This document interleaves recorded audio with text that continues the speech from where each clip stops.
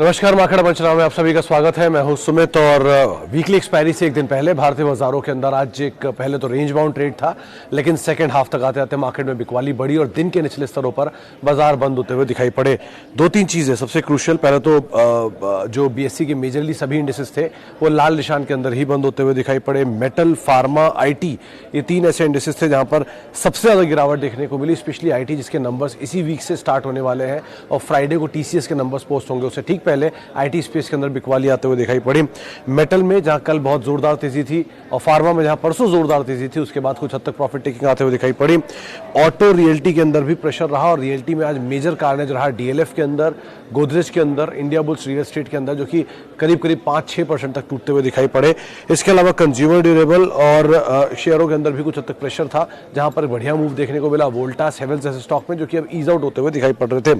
Nifty के 50 में से करीब करीब 43 ऐसे शेयर थे जहां पर प्रेशर आता हुआ दिखाई पड़ा। सेंसेक्स के भी 30 में से 28 शेयर ऐसे थे जहां प्रेशर बनता हुआ दिखाई पड़ा। निफ्टी बैंक के भी 12 में से 10 ऐसे शेयर थे जहां पर प्रेशर बनता हुआ दिखाई पड़ा। तो मेजरली ब्रॉडर बेस्ड मार्केट्स के अंदर आज कुछ हद तक दबाव था।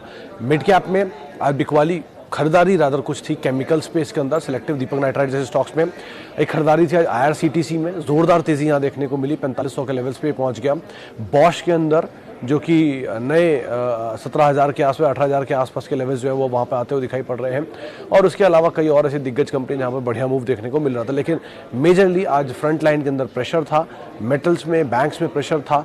इसके अलावा आज आपको प्रेशर दिखाई पड़ेगा की इंडिसेस के अंदर, ऑटो, रियल्टी जैसे नाम में, जिसके चलते बाजार में आज एक दबाव देखने को मिला। लेकिन एक चीज़ बेहतर कह सकते हैं पूरे उसमें कि आज एक्सपायरी से ठीक पहले मार्केट ने अपने आप को ईज आउट किया, क्योंकि एक्सपायरी कल है और जो जानकारों से हमारी बातचीत हो रही थी, राजेश पालिया साहब से भी और बाकी जो जानकार हैं उनसे भी, तो उन्होंने भी बात साफ की कि 38,000 के ऊपर निफ्टी बैंक में एक बढ़िया मूव की उम्मीद थी, लेकिन 37,900 या 37,500 ये दो लेवल हैं जिनको आप क्रूशली वॉच करेंगे। मार्केट उन्हीं के आसपास ही ओवर कर रहा है निफ्टी बैंक के केस में, और निफ्टी के केस में भी 18,000 जाने से पहले थोड़ा सा ईज आउट हो रहा है। तो ये एटलीस्ट उनका मानना है। तो उस तरह की एक ट्रेड सेटअप मार्केट में बनता हुआ दिखाई पड़ रहा है। लेकिन हाँ, ओवरऑल मूड, माहौल, सेंटिमेंट अभी भी तेजी की तरफ ही है।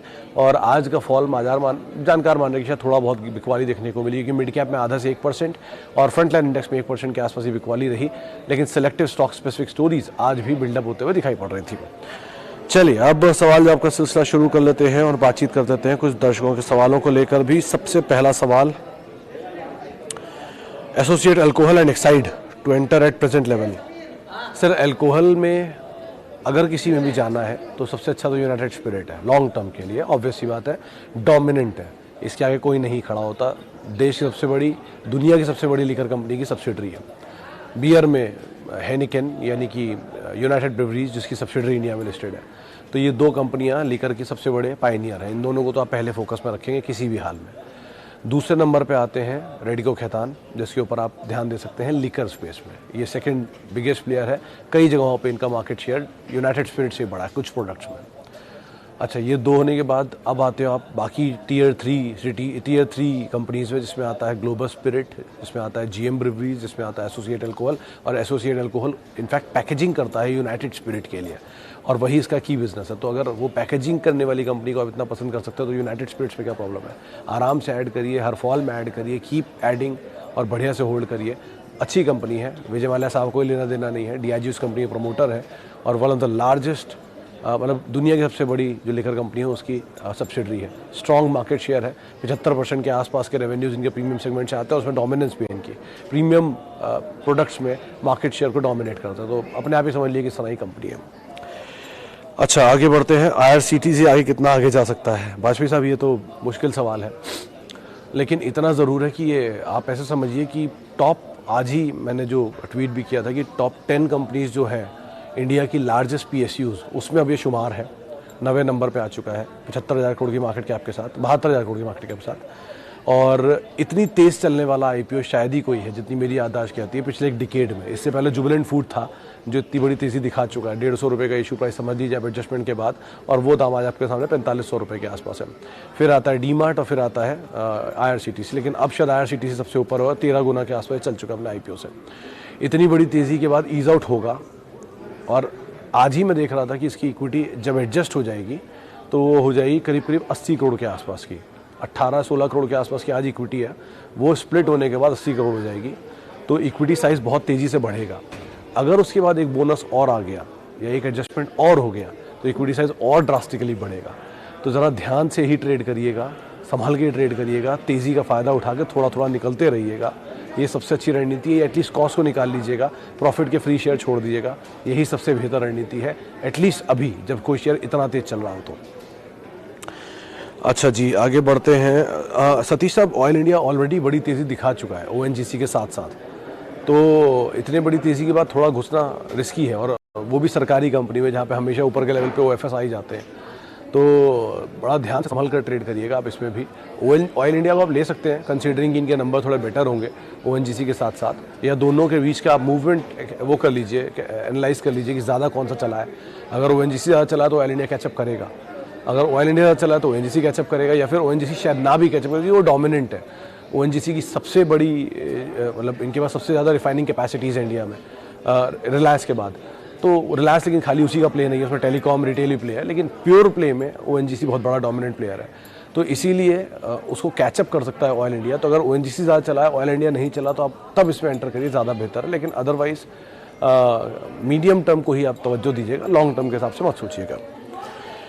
आगे बढ़ते हैं, और हीरो मोटोकॉर्प बने रही है। सचिन जी, कोई जानकार को मैं सुन रहा था, उन्होंने इसमें खरीदारी की राय दी थी मीडियम टर्म के लिए, 3200 के टारगेट दिए थे उस समय पर।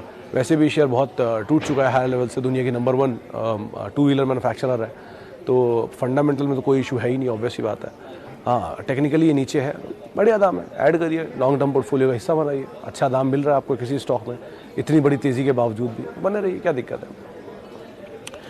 अच्छा, आगे बढ़ते हैं, और कल ऑप्शन ट्रेडिंग के मतलब मैं समझ नहीं पाया, लेकिन अगर ये ऑप्शन ट्रेडिंग के बारे में पूछ रहे हैं कल के लिए, तो सॉरी, मैं छोटे अवधि में बाजार को ट्रैक नहीं करता, उसके लिए माफ़ी चाहूँगा। CG power 121, Ami organic 1390। Sir CG power, Sunil ji आप बहुत लेट एंटर करके गए हैं। अगर आपने मुझे ही सुन के लिए एंटर किया होता तो शायद 90 रुपये पे या 70 रुपये पे या 75 रुपये पे एंटर किया होता। खैर 121 पे भी कोई बुराई नहीं है, ये शेयर यहीं नीचे अभी रेंज बाउंड ट्रेड करेगा। 128 का पुराना हाई है, तो उसको तोड़ने में दिक्कत होगी थोड़ी बहुत, लेकिन इस रेंज के अंदर ही रहेगा, बहुत नीचे नहीं जाएगा, बहुत ऊपर भी नहीं जाएगा। आप बने रहेंगे तो अच्छा पैसा बना सकते हैं, इसमें से पोटेंशियल है इसमें, और कंपनी भी बहुत दिक्कत नहीं है। अब कंपनी को ख़राब मत समझें, मुरुगप्पा रूपी कंपनी है, ट्यूब इन्वेस्टमेंट की सब्सिडरी है, प्रॉफिट मेकिंग कंपनी है, 3 क्वार्टर के नंबर अच्छे हैं, अगर चौथा भी अच्छा आता तो एनुअल ईपीएस बननी शुरू हो जाएगी, वो अपने आप कंपनी को री रेट कर देगी। तो अकॉर्डिंगली आप कॉल लीजिए, अच्छी कंपनी है। आमी ऑर्गेनिक्स के केस में भी आप बने रह सकते हैं, वो बात अलग है, बड़ी तेज़ी इसमें भी दिखाई है, लेकिन दोनों के केस में नीचे मिल जाए तो ज़्यादा बेटर रणनीति आपके लिए बनेगी। अच्छा जी, ट्राइडेंट 12 रुपये पे 7000 शेयर। निरंजन जी बहुत साफ तरीका है इसका, 7000 शेयर हैं, 12 रुपये पे खरीदारी है, आपके दाम से 12 36 करीब 3 गुना होने वाला है। तो 33 रुपये के आसपास आज मैंने इसका दाम देखा था। 1000 शेयर बेच दीजिए, अगर 1000 शेयर आप बेच देंगे तो आपकी पूरी कॉस्ट निकल आएगी, बल्कि दुगने तिगुने पैसे निकल के आ रहे हैं, बल्कि 500 शेयरों में आपकी पूरी कॉस्ट निकल आएगी। तो इस तरह से आप उसको बेच के निकल जाइए। बाकी फ्री के शेयर हैं, उन्हें जहाँ तक आप होल्ड कर सकते करिए, जब आपको लगे कि ये सर्किट चल रहा है तेज़ी में, सर्किट गिरेगा अभी मंदी में, तो उसको आप ध्यान रख के ही यहाँ पर कॉल लीजिएगा। तेज़ी ठीक लग रही है, मंदी भी बहुत ख़राब होती है और ऐसे शेयरों से निकलना बड़ा मुश्किल होता है, तो थोड़ा थोड़ा निकलते रहिएगा, वही सबसे अच्छा है। एटलीस्ट कॉस्ट को तो आप निकाल ही लीजिए, सेफ गार्ड हो जाइए, फिर आप जो मर्जी करते रहिए प्रॉफिट के शेयरों के साथ। अच्छा, आगे बढ़ते हैं, और सिप्ला, सभी सब सिप्ला पहले ही मेरी बात हुई है, कंपनी अच्छी है, ग्रुप अच्छा है, प्रोडक्ट्स अच्छे हैं, फंडामेंटल भी बढ़िया है, लेकिन टाइम बहुत लेता है। और फार्मा वैसे भी अभी टेल विंड नहीं में, हेडविंड में ज़्यादा है, हेडविंड मतलब सामने से दिक्कतें आ रही हैं। तो बेटर यही है कि आप ऐड कर सकते हैं थोड़ा थोड़ा, एक बार में आउटराइटली मत खरीदिएगा। और फार्मा में बहुत अच्छी अच्छी कंपनियाँ और भी अच्छे दाम पर हैं, औरबिंदो जैसी कंपनियाँ, बायोकॉन जैसी कंपनियाँ, फाइजर जैसी कंपनियाँ, सिंजिन, ऐसे बहुत सारे नाम हैं जिनको आप देख सकते हैं। तो उनमें आप एक बार को थोड़ा थोड़ा पोजीशन ऐड कर सकते हैं, लेकिन SIP वे में जाएं, एक बार आउटराइटली इसके अंदर खरीदारी ना करें। ऑब्वियस बात है, आप बढ़िया निफ्टी कंपनी थी एक समय पर, उस पर आप खरीदारी की बात करें तो आप धीरे धीरे ऐड कर सकते हैं पोजीशंस को। अच्छा, आगे बढ़ते हैं, और HDFC 1588। यश साहब, अगर ये शॉर्ट टर्म का टारगेट है तो मैं माफ़ी चाहूँगा, लॉन्ग टर्म ब्रोकर 1850 1900 के टारगेट से यहाँ दे रहे हैं, और उस हिसाब से आप रणनीति रखें, और पोर्टफोलियो का हिस्सा बनाने वाला स्टॉक है। 1-2 दिन, 1-4 2-4 दिनों के लिए इसको मत देखें, ज़्यादा बेटर यही रहेगा। अच्छा, मेघमानी फिनकेम, अरे ये स्टॉक मयूर जी बड़े सही दाम पे आपने ले लिया, 650 रुपये पे। मैंने कल 990 देखा था शायद, 980 990 रुपये। अभी भी आज भी सर्किट ही होगा अगर नहीं देखा मैंने, लेकिन आज के लिए भाव।